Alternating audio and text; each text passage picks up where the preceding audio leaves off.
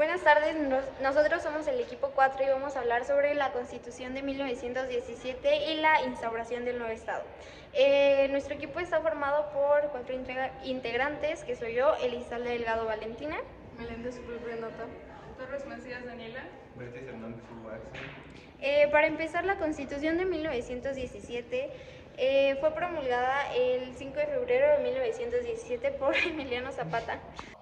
Y en la Constitución vienen los derechos fundamentales de los ciudadanos, una organización del gobierno y la división de poderes. También en esta incluyen planteamientos fundamentales sociales que forman parte de las luchas, como es la reforma agraria, las reformas laborales, la educación y la cultura y la institucionalización.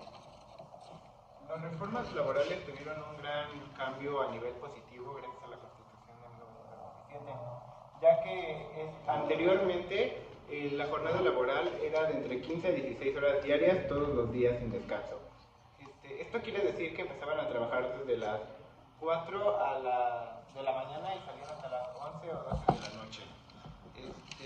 Esto se hacía principalmente en las fábricas grandes o en el mayorazgo, el cual es conocido ya que antiguamente hizo una huelga, la cual ayudó a que en la jornada laboral de la OCE pudieran implementar horarios de comer que consistían en media hora de comida y media hora de desayuno, porque no tenían cenas.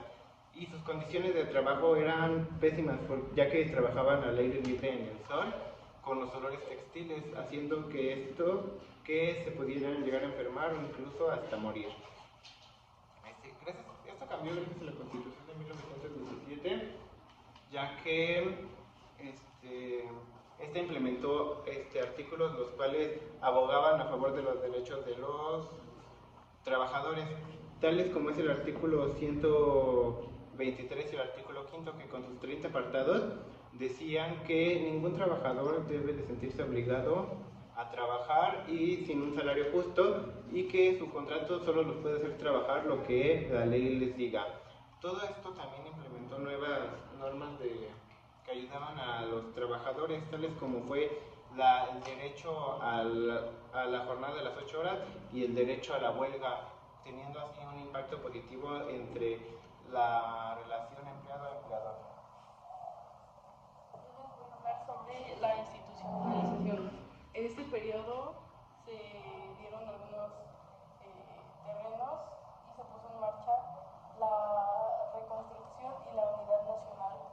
Esto se logró gracias a la creación de la Secretaría de Educación Pública, la cual estuvo bajo la dirección del licenciado José Vasconcelos, quien estipuló que la educación primaria sería gratuita y obligatoria para todos los niños hasta los 15 años.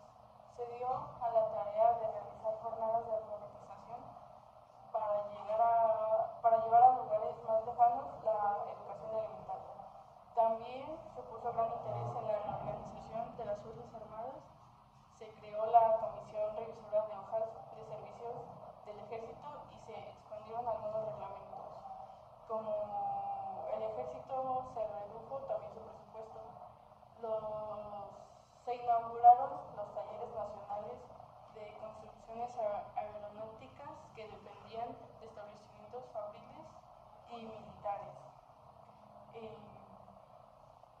Se organizaron las reservas y se dieron de baja a generales, jefes y elementos de tropa, de los cuales ya no eran necesarios sus servicios. Las jefaturas de operaciones militares aumentó al 35%, de lo cual se disminuyó el poder de los generales que comandaban las zonas. Ahora yo les voy a hablar sobre la educación durante este periodo y cómo se complementa con la cultura. Bueno, durante este tiempo Venustiano Carranza propuso la libertad de la enseñanza, que a pesar de ser de carácter laico, se tenía libertinaje al clerismo. Sin embargo, los padres de familia podían tener la capacidad de decidir qué tipo de educación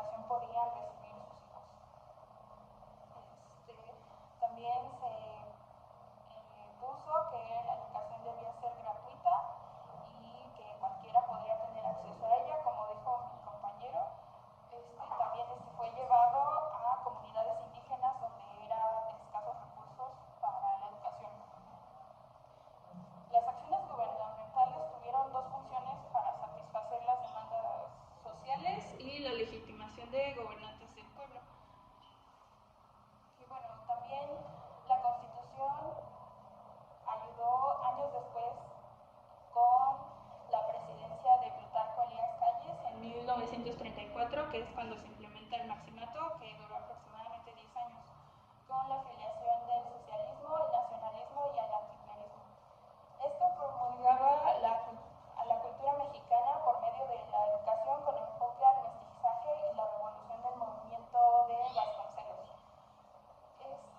El ideal de un mexicano vasconceliano era que pudiera sentirse orgulloso de sus orígenes prehispánicos y coloniales. 3. Ahora el reparto agrario. El reparto agrario y la reforma agraria siempre han sido un proceso prolongado y muy difícil. La reforma tuvo origen durante una revolución popular y se desarrolló en una guerra civil. El Plan de Ayala, propuesto por Emiliano Zapata y adoptado en 1911, exigía la devolución a los pueblos de las tierras que habían sido concentradas en las haciendas. El 30 de abril de 1912, el general revolucionario Emiliano Zapata hace la primera restitución de tierras, aguas y montes, que según el Plan de Ayala fue en beneficio a los campesinos de Ixcamilpa, Puebla. Con esto empieza el reparto agrario zapatista. Para 1915, las tres fuerzas revolucionarias más importantes, el constitucionalismo, el villismo y el zapatismo, promulgaron las leyes agrarias y la atención al pedido generalizado de la repartición de tierras comienza a ser un acto de pacificación y de restablecimiento para un gobierno dominante. La Constitución de 1917 incluyó el reparto agrario en su artículo 27, que nos dice que las propiedades de tierras y aguas comprendidas dentro del territorio límite del territorio nacional son originalmente de la nación y la nación tiene derecho a transmitir el dominio de ellas. La solución del problema agrario tiene que ver con el movimiento zapatista, considerando que en 1910 una escasa cantidad de propietarios controlaban la inmensa mayoría del territorio mexicano. Y en cambio la mayor parte de las familias campesinas no tenían tierras, lo que causaba grandes desigualdades y violencias. La tierra para el que la trabaja fue el lema impulsor de la reforma agraria mexicana. Durante el periodo de 1911 a 1992 se entregaron a los campesinos algo más de 100 millones de hectáreas, lo que constituye la mitad del territorio mexicano y las 2/3 partes de la propiedad rústica del país completo. Según las resoluciones presidenciales de dotación de tierras, se establecieron 30,000 ejidos que incluyeron 3.1 millones de jefes de familia, aunque según el censo, el último censo de 1991 nos dice que 3.5 millones de los individuos encuestados eran ejidatarios y comuneros. A finales del siglo XX, la propiedad social comprendía el 70% de los casi 5 millones de pobladores y productores agropecuarios de México. La estabilidad, la gobernabilidad y el desarrollo de México se sustentaron en dicha forma y permitieron la construcción de un país predominantemente urbano, industrial y dotado de una gran cantidad de servicios. La reforma agraria se desarrolló con una finalidad de la formación de unos minifundios, cuya producción era casi insuficiente para abastecer las necesidades de las familias campesinas. Los campesinos que exigían obtención de tierras pedían tierras de cultivo para así asegurarse y conseguir la seguridad alimentaria y la autonomía mediante el consumo directo de alimentos básicos de su propia producción. Para 1920 las tierras repartidas fueron un complemento del salario de los trabajadores agropecuarios. Una pequeña porción de siembra tenía que abastecer una vivienda, una base alimentaria y otros bienes para mejorar los ingresos que se obtuvieron de las haciendas y propiedades exportadoras. El autoconsumo tuvo un papel muy importante y dependiente respecto al objetivo de abastecer mercados de autoconsumo. Un conjunto de empresas públicas se fueron estableciendo para promover la participación de ejidos del mercado agropecuario. los monopolios de gobierno, las empresas públicas de fertilizantes, semillas, tejieron una red que financiaba, distribuía y comercializaba la producción del sector reformado.